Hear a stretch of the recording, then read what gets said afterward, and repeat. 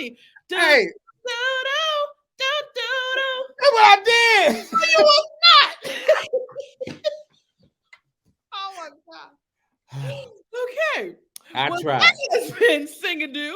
If you're Yeah. interested in the game, please order it at singadoo.com. Mhm. And Marvin, I appreciate you so much for taking the time out and talking to me. No doubt. Please let everybody know how to find you on social media, promote Please. games or shows or anything you got coming up. Please follow me on Instagram at comedian Marvin H1. That's comedian Marvin H1. Trying to build that page back up. Appreciate y'all. Thank you so much. Thanks for having me. No problem. You ain't got no merchandise and nothing you selling? Right now, no. I stopped selling merchandise after when the pandemic hit because before we breathe in your face, and I just got away from that a little bit. So I might start back up again though. Well, you ain't got to be in any face to ship it. All you got to do is post it and say bye. That's true. That's true. That's true. Oh, and don't forget to let them know about your podcast. Oh, yes. Yeah, we talk like this. Myself, Lab Love, Steve Brown, and Jack Thriller, man. Hey, man, make sure this is the craziest podcast in the land. Yeah, we talk like this, man. Every week we drop in new episodes, man, and we be wilding out, man. Make sure you check that out on YouTube and subscribe. All right. Well, that has been another episode of Kandid Kisses TV. We are on season 5. We will see you next time. It is Monday, Thursday, and every other Friday. We'll see you next time. All right. Thank you. Take care. Kandid Kisses TV is sponsored by Singadoo. Did you do it today? Singadoo. Can you do it? Can you do it? Can you do it? Can you do it like this?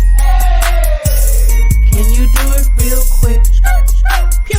Go get it. Pick a card up. Pick your genre. Can you do it right? You're gonna wanna, bruh. It's first to 21. We'll get the job done. So grab your friends and fam, cause it's a lot of fun. Some do it with some class, but make it real fast. This time is kinda tricky. Can you do it in 6 Let's go. Get your copy today at singadoo.com. Guess what? Kandid Kisses TV has merch. That's right. You can find it at artistperiod.com. We have everything you need. We have hoodies. We have coffee mugs. We even have throw pillows and beach towels for the summer. Get it right. Keep it tight. Listen, everything you need to get your drip right, artistperiod.com has it for you. That's artistperiod.com. Get your drip right with artistperiod.com and Kandid Kisses TV. Make sure you get it today.